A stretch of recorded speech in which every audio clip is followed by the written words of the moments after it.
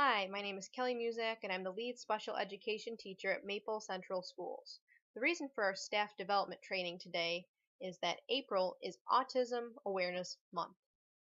So, throughout the presentation, not only will I give you a new perspective of autism, statistics, and facts, you will walk away with tools you can use to help better accommodate autistic students in your classroom. So throughout the presentation, I'll be referring to this chart back here of main topics I would like to cover before I give you the 6 core strategies that I would like you to walk away with today. But first, why the puzzle pieces? Why are they a significant symbol of Autism Awareness Month? Well, autism is a spectrum disorder. So different puzzle pieces, different colors, shapes, and sizes can be compared to all the facets of autism because not all autistic students are alike. So just keep that in mind. There's many different forms of autism, severities, and kids have different needs all over the spectrum.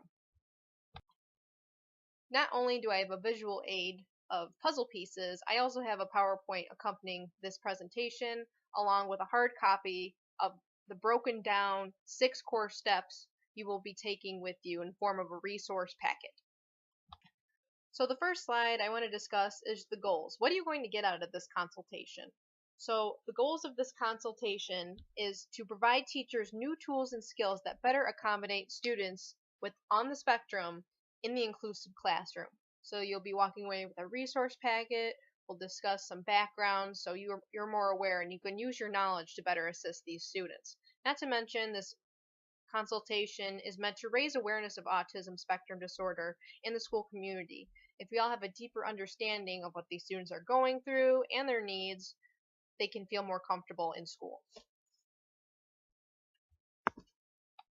Okay, before we get into set definitions and symptoms and strategies you can use in the classroom, first I want to get group perspective and just get some sharing going on our shared experiences with autism. So, perspective. Has anyone in the room ever worked with a student with autism? You don't have to name names. And if so, how did you change your teaching style to better meet the needs of this specific student?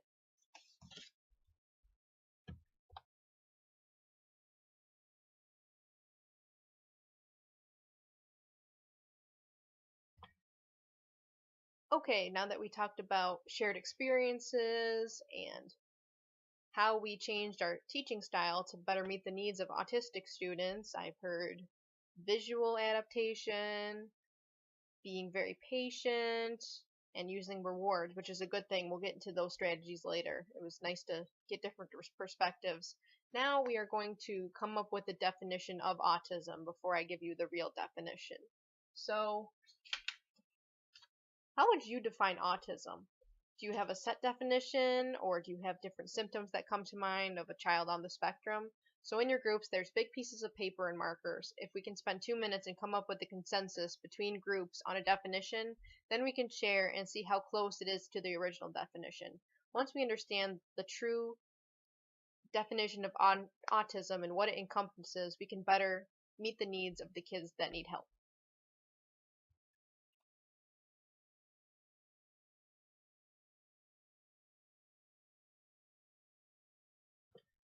Okay, now that we came up with definitions we find to match autism, matching symptoms and characteristics, special needs, now I will share with you the definition that I find adequate. It's actually off autismspeaks.org, a great resource for autism.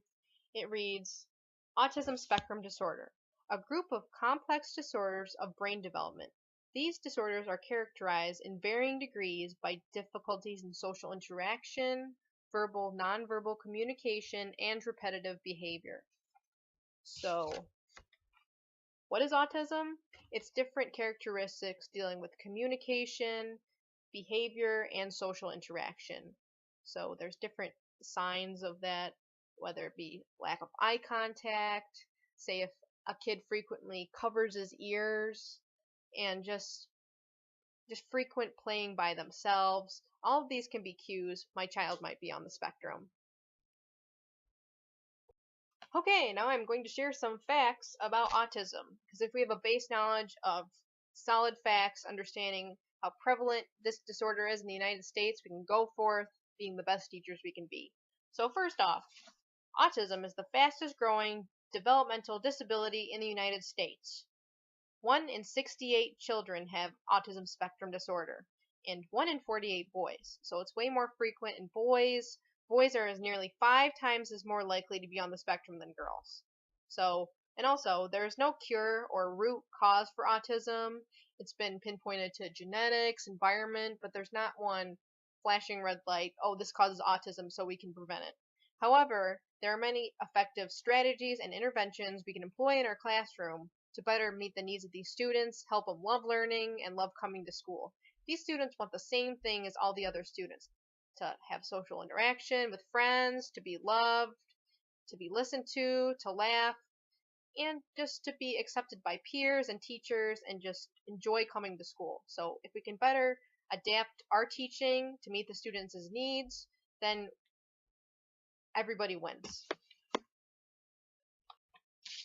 Now, I would like to discuss some symptoms with you about autism spectrum disorder, because even if it's not in your class and you're not dealing with it now, someday you can get a student where you think, I know the definition of autism, I know some facts and the symptoms, and these students are portraying symptoms of that. So maybe we can go forth helping them, knowing what's going on, and just help them be better in school. So, some symptoms of autism spectrum disorder, since as I mentioned, it's a spectrum disorder, so symptoms can lead to other disorder pinpoint, like Asperger's, and even Tourette's is on the autism spectrum. So here's a few key symptoms. So one symptom, I'm referring to the slide with the Venn diagram. So impaired social communication. So a lot of times you're working with an autistic student, they don't want to look at you, they refuse to make eye contact, and it's not defiance, it just makes them physically very, very uncomfortable. Also, high sensitivity to different things. So a pencil sharpener or a group of playing kids can just be way too much for these type of students. Overstimulation of this type actually can cause these students physical pain. So it may just seem like they're being defiant, but really it's making them so uncomfortable they just want to curl up in a ball and just be away from it. So now that you know about that, it's just easy to show compassion and put them in a better place in your classroom. So also, later in the spectrum, communication could be so severe as to be nonverbal. Kids at this stage can't convey their needs. They have aggression, they cry, they scream, just simply because they can't communicate what they want. So, also, some other key symptoms are hyperactivity, can't stay still, repetitiveness. A lot of kids on the spectrum pick a hobby and stick with it for years and years. Or repetitive behavior, rocking, constant rocking can also be a key factor of the symptoms of autism. So, not to mention, it could be restricted interest, and also sometimes the filter, if you say something like it's raining cats and dogs, the student on the spectrum might take it literally, say, oh, it's raining cats and dogs. So verbal communication, receptiveness of that, and processing may be a challenge for students on the spectrum.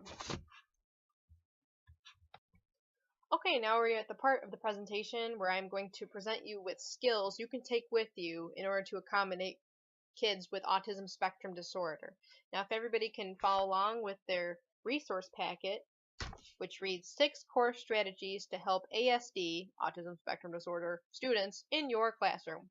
So I'm giving you skills from my knowledge for you to take with you to refer to if you ever have a student with your class with autism or work with a student outside of school. Just things that you can implement to make learning environment go smoothly for these students. So here we go.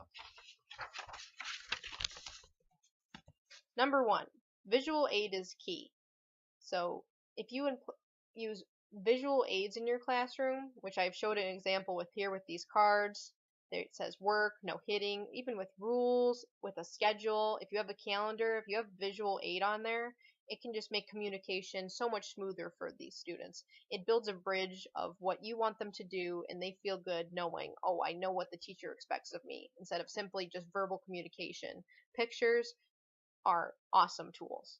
So I just kind of bullet pointed different things you can do. I said graphic schedules, an emotions chart, on desk calendar, pictures of procedure within lockers, and a phrases chart such as I need help, I am happy. An emotions chart is actually really great for kids that are nonverbal or just have trouble with that communication factor, so they can point to how they're feeling or what they want, so then so you can go forth in providing those needs.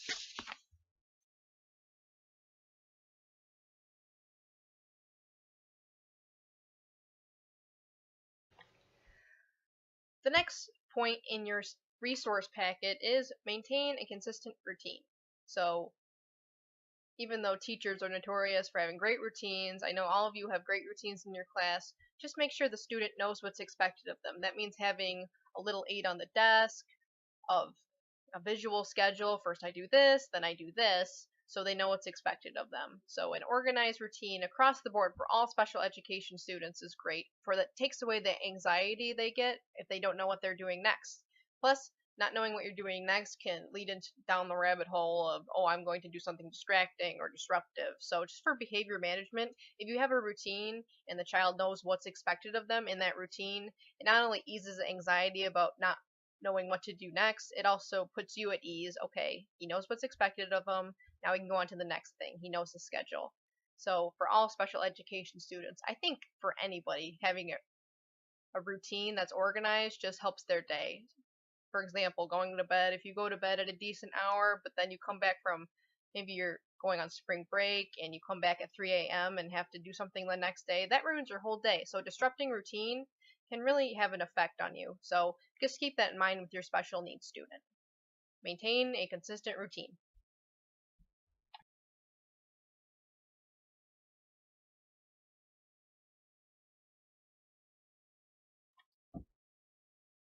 The next skill I want to talk to you about is to really break steps down. So we know teachers have lots of routines during the day, but with these students, if you say one command can entail a lot of subcommands that could be difficult for the student to remember or understand or just get used to doing. So when we think about something like go to lunch, okay, well, that involves getting in line, maybe turning in a number card, raising your hand to have your tray collected, eating lunch. So there's think of all the sub steps between a giant step. So if you break down those steps for the students, they're better set up for success. So in your packet, I have some examples of ways you can break down steps. There's one, unpacking my backpack, because a lot of students have lockers. That's one thing that can be relevant to you. Even in your locker, that'd be a great place to have something like this. You can photocopy this resource and put it in a student's locker you feel needs it, like hang up backpack, unzip backpack, put folder in box, etc. So also, I did make a routine for a specific student's example of what I would give a student for lunch. So it has visual, so I'm incorporating two skills in one using visual aids to break down a routine so the student feels more comfortable and knows what's expected. So it says Carla's lunch routine. The first thing is grab tray, there's a visual aid, then give number card, so that's something all students have to do. Eat lunch, so the student knows after those first two steps, then I can eat lunch. And then raise hand to recycle.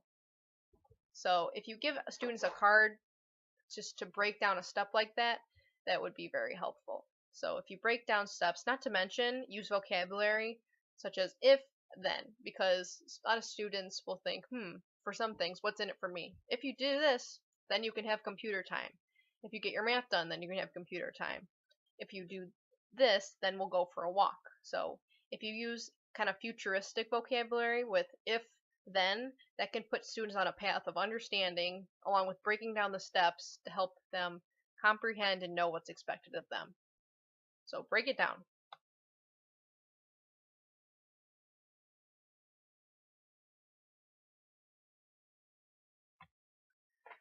Okay, so the next skill we are going to talk about is establish signals. So signals are another way we can enhance effectiveness of transition in class. So because so many students, special education or not, struggle with transition. There's always, I don't know what to do, or I'm doing something I'm not supposed to. So with these students who just have a lot of struggles. Just if we come up with strategies to improve transition with signals, it would really help. But what do I mean by a signal? I mean different vocabulary and different technology you can use to say, okay, now we're going to the next activity. So with a timer, you can use a timer. I know a lot of classrooms employ center time, and centers usually have a 10-minute block. So just with that reinforcement of a sound, not a loud sound, but like maybe a soft, like even like a wind chime or just something soft that doesn't really aggravate the student, so they can know, okay, I'm all done with this. I heard the sound. I can go on to the next thing. That's just another thing to ease understanding. Also, as I mentioned in the last skill, you can use vocabulary to really be a signal of what's expected of them. So if we use first do this, then you can do this. So that gives the student just incentive. Okay, so if I have a card like this on my desk first, then I know if I do this, then I can go on to this. So if I hear those words, that's a signal for me to know what I do. So use words like first, then, last, you can do this, and also use signals such as a timer or something softer, or even maybe a light on the smart board that just softly flashes, just something dependent on the student's needs that tells them, okay, it's time to transition, and I know to do that. Skill number 5 is reward positive behavior. Now, I know all students are somewhat reward motivated, whether it's gaining compliments to have a pizza party or filling out tickets when you completed your homework. These students are the same way. They're reward motivated, but you can incorporate two skills in one, and this one also simultaneously incorporating a visual, give them a chart of the things you expect them to do. Even minor, this can be a behavior management skill. This chart I provided you has different examples such as good listening, good looking, which kind of promotes eye contact. That's a skill that needs to be developed. Being kind, even, could be something that if the student does it, the teacher can make notice. Now, with rewards, we have to be careful. I personally don't agree with food rewards because that can lead down a road of just, food motivated, and I'm more for meaningful rewards, such as lunch with the teacher, or I really like the reward I heard the other day. It's a happy call home. So the teacher will call the student's house and say, he's doing a great job. He is working so hard in class, and you should be so proud of him. So, because a lot of times teachers, when they call home, it's usually for something bad. So if we erase that stigma of bad and just replace it with incentive, okay, your child has filled out the reward chart, and now I can do something good. I can call home. Also, reward ideas, a walk outside, rewarding with play outside, bring in a stuffed animal day, a homework coupon, a new book. So just think about what meaningful rewards you can give that will stick with the student and make them motivated to learn. So, and also with autism spectrum students, using a visual board so they know, okay, that's a picture of something I should be doing. That kid is sitting in the seat, and that's on my desk right now, so I should be sitting in my seat. And if we can positively reinforce him using those visual aids as a tool, then everybody wins, and the student knows what's expected of them further on, and he can look forward to coming to school. Like, I'm being rewarded by doing something good for my teacher. So doing good behavior in class, I'm being a model student. So using a reward system and giving a meaningful reward with that can really benefit autism spectrum students. Now, last but not least, the last skill I presented to you is have a sensory center. Now, I don't mean a sensory room, just like a little tub that with different things that the student can utilize. Now, specifically for students on the spectrum of autism spectrum disorder, these students can have hyperactivity, repetitive behavior, and lack of attention, and sometimes even aggression if they can't communicate their emotions. So after a long task, I would suggest that you implement in your classroom, have 2 minutes, have the timer, set it for 2 minutes, and have the student play in the designated sensory tub. It kind of releases that tension and energy that the student has put in during the day, and just helps them transition onto the next thing with a fresh start. So I put on each of your round tables different ideas for the sensory tub. Nothing expensive. You can find a lot of these in your home or even at the Dollar Tree. So in this one, in mine, I have different I have just contrast between soft and hard things so the student just can get that sensory need he or she craves. So I have just a splash ball so they can squeeze it. Also, I have just threw in a Beanie Baby because it's really soft and it's just another contrast thing between hard and soft.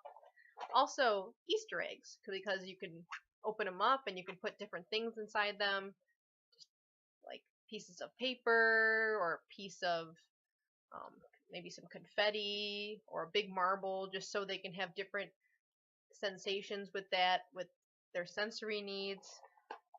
Even like I have a plastic frog so they can feel the edges, just the contrast between soft and hard things. So they can utilize that tub for 2 minutes, release their tension and energy.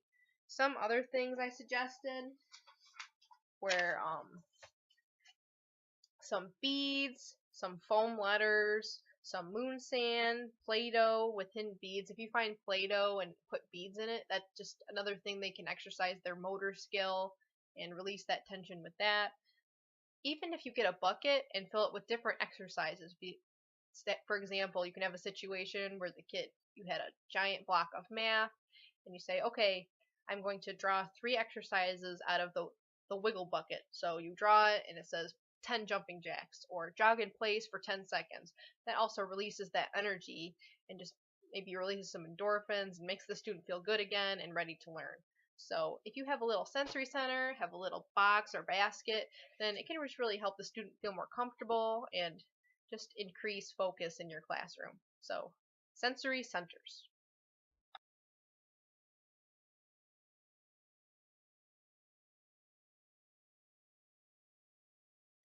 Okay, now we've got to the point of the presentation where I will discuss resources that I use and also resources that you can use to better help the students with autism spectrum disorder.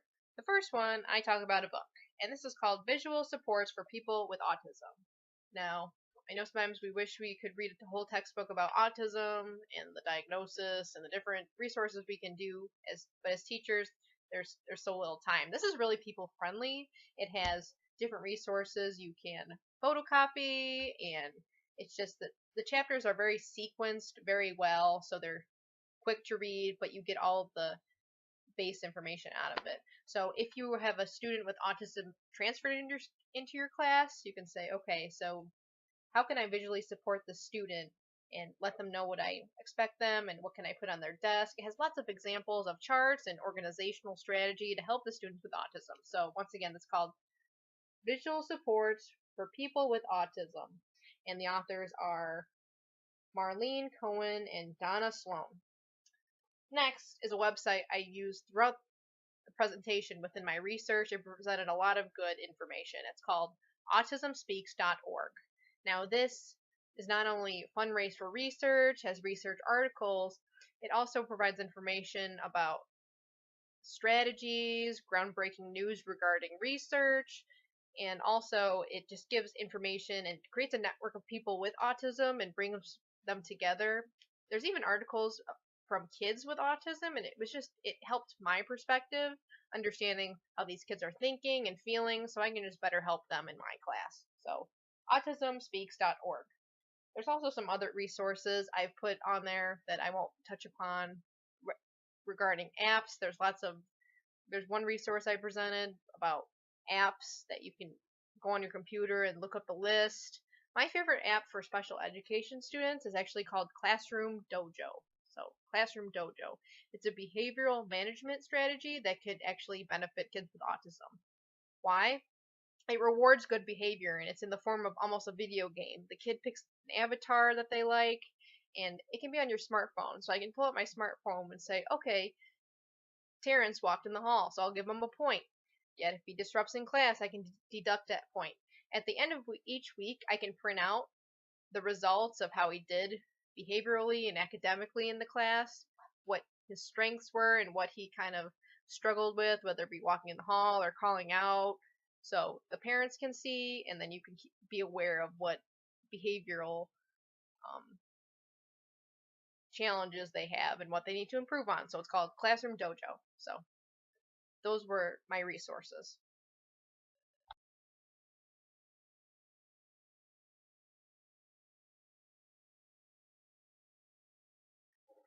Since you all are elementary teachers, and April is Autism Awareness Month, I also provided in this PowerPoint a list of books you can check out of your local library or book fair that get kids exposed to autism. So why is this important? Because the kids that are unaware that maybe the new kid has autism can, take it as, oh, he's disruptive in class, he's weird, don't want to be his friend. When that's not the case. That's just how the kid is. That's how the neurons in his brain is firing. He's just, he has those attributes. He learns that way. So if we can create understanding that and bring awareness, okay, he has autism. He has different needs, but still he wants the same thing as I do. He wants to have fun. He wants to play. He wants to play sports. So if you develop that understanding, we can decrease bullying and just maybe even nervousness around new kids and new experiences. We can create understanding and build that bridge to create more relationships in your classroom. So one book I found was My Brother Charlie. It's about a girl who has an autistic brother and just how she feels about it and the positive things about Charlie. And it's a very nice book that kind of raises awareness about autism to kids. There's also a book that you can put in your classroom library called Autism and Me, Sibling Stories.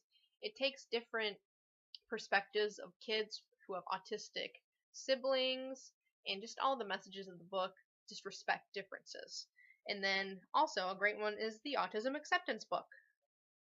Again, raising awareness, bringing autism acceptance into your classroom, because a lot of kids do have autistic brothers and sisters in the school district. So if we can raise awareness and know, we respect differences, it's okay, we all learn in different ways, that doesn't make any less of a prospect for a friend or a teammate, then we all win and everybody can be accepted and feel safe in their learning environment.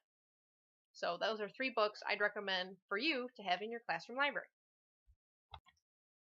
Okay, that concludes our consultation about autism. Hopefully now you can take away the skills I have given you, the 6 core skills to use to help autism students, along with raise awareness within your classroom to autism spectrum disorder. So on your tables, just to help me in the future when I do more of these consultations, you'll find 2 questions of reflection that you can fill out just to sum up how you feel about autism now and what you can use. One of the questions is, what skill do you think is most valuable from the 6 skills and why? And then also I remember we polled teachers and they said I worked with a student with autism and this was helpful when I adapted my teaching. So the second question, any success stories using one of these skills, whether it be visual aids, signals, sensory. So it's just good to see what works. So maybe later if we all meet again, then we can share this is effective in my classroom with this student on the spectrum. So I would like to end with a poem that gives insight to an autistic child.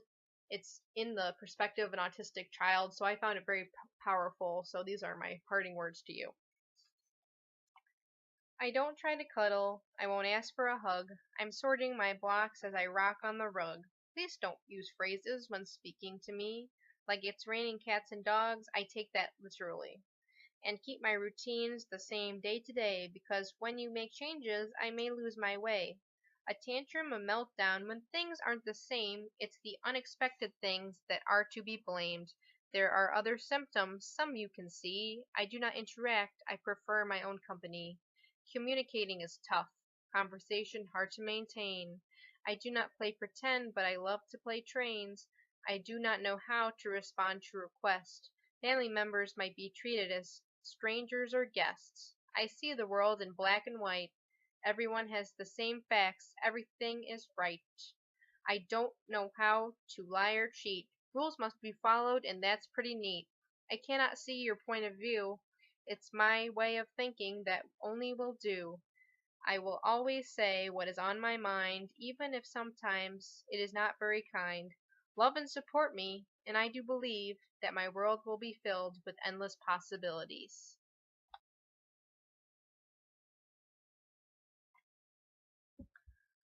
Thank you for coming to the consultation staff development regarding autism awareness in Maple Central Schools. I hope the skills I've given you today you can employ in your classroom to make autistic students not only empowered but also more comfortable and focused to learn in your classroom setting. Thank you.